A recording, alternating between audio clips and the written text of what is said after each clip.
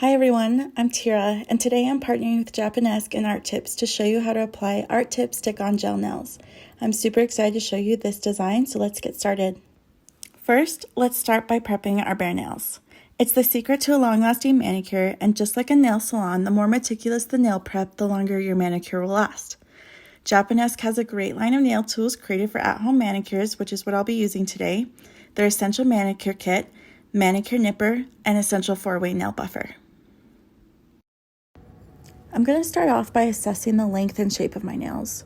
I really don't need to shape them too much, just go down a little bit in length, so I'm going to use the small nail clipper to do so. Then I'm going to take the nail buffer to even out the edges. I really like how this nail buffer has 4 different sides to it, so you could do multiple things with this one tool. You can even it out, smooth out the nail, buff the nail, and make it shine. I'm also assessing my nail after each step to make sure I got the entire nail.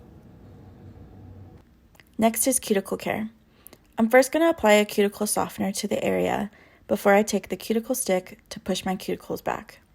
I'm being very gentle and soft as I do this because the area is very delicate. It is really important though to prep your cuticles because it helps protect your nails from bacteria and it helps them grow.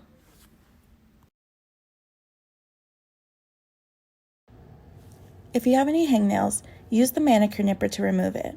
The blades on the Japonesque manicure nipper are very sharp, which makes removal super easy and clean. We're almost ready for the decal application. The final step is to dehydrate the nail with an alcohol pad.